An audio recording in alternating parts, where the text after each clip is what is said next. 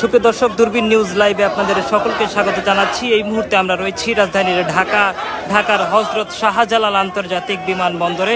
আপনাদের দেখানোর চেষ্টা করছি যে বিশ্ব নোবেল জয়ী গ্রামীণ ব্যাংকের যিনি প্রতিষ্ঠাতা ডক্টর মোহাম্মদ ইউনুস কিন্তু ইতিমধ্যেই কিন্তু ঘণ্টাখানিক আগে তিনি ঢাকার হজরত শাহজালাল আন্তর্জাতিক বিমানবন্দরে তার ফ্লাইটটি অবতরণ করেন এবং তিনি সেখানে সমন্বয়ক যারা রয়েছেন তাদের সঙ্গে তিনি কথা বলেছেন এবং গণমাধ্যমে তিনি বক্তব্য রেখেছেন এবং ভেতরে অফিসিয়ালিভাবে তাকে স্বাগত এবং শুভেচ্ছা জানানোর পর কিন্তু তিনি ইতিমধ্যেই কিন্তু অল্প কিছুক্ষণের মধ্যেই তিনি এয়ারপোর্টের যে ভিআইপি লঞ্চ রয়েছে সেখান থেকে তিনি বের হবেন। এখানে আমরা দেখতে পাচ্ছি যে কঠোর নিরাপত্তার মধ্য দিয়ে কিন্তু তাকে বিমানবন্দর থেকে বের করা হবে। আমরা দেখছি যে বিভিন্ন সামাজিক সংগঠনের ব্যক্তিবর্গ এখানে উপস্থিত রয়েছেন এবং বিভিন্ন বিশ্ববিদ্যালয়ের যারা ছাত্র সমন্বয়ক রয়েছিলেন বৈষম্য বিরোধী আন্দোলনের, তারাও কিন্তু এখানে স্বাগত জানাতে হাতে ফুল নিয়ে ব্যানার নিয়ে অপেক্ষারত আছেন।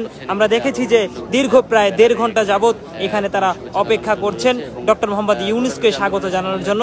আরেকটি বিষয় দর্শক যেমনটি জানিয়ে রাখতে চাই যে ডক্টর ইউনুসকে সংবর্ধনা জানাতেই কিন্তু এখানে বেশ কিছু আমরা দেখেছি যে বেশ কিছু সংগঠনের নেতাকর্মীরা তারা এসেছেন এবং আমরা দেখতে পাচ্ছি যে কঠোর নিরাপত্তার চাদরের ইতিমধ্যেই ঢাকা হযরত শাহজালাল আন্তর্জাতিক বিমানবন্দর কঠোর নিরাপত্তার চাদরের মধ্য দিয়ে ঢাকা তিনি দুপুর 2:30টার দিকে তিনি হযরত শাহজালাল আন্তর্জাতিক বিমানবন্দরে অবতরণ করেন এবং সেখানে তিনি গণমাধ্যমে কথা বলে তিনি অফিসিয়ালিভাবে তাকে স্বাগত জানা হয় বিমানবন্দর কর্তৃপক্ষের পক্ষ থেকে এবং সেখানে 3 বাহিনীর প্রধান উপস্থিত ছিলেন। 3 বাহিনীর প্রধান তাকে স্বাগত জানিয়েছেন দেশে ফেরার পর।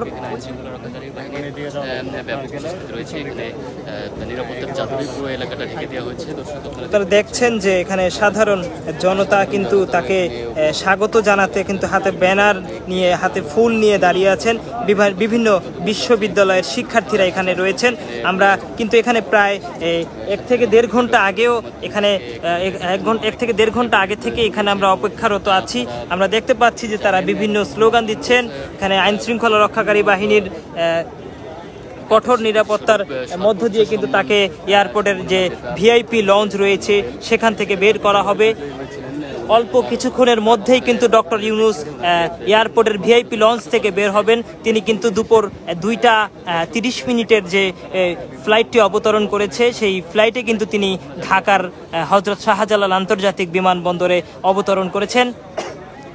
তিনি সেখানে বৈষম্য বিরোধী ছাত্র আন্দোলনের যে সমন্বয়করা ছিলেন তাদের সঙ্গে কিন্তু তিনি মত বিনিময় করেছেন এবং গণমাধ্যমে কথা বলেছেন। সেখানে 3 বাহিনীর প্রধান তাকে ফুল দিয়ে শুভেচ্ছা জানিয়েছেন।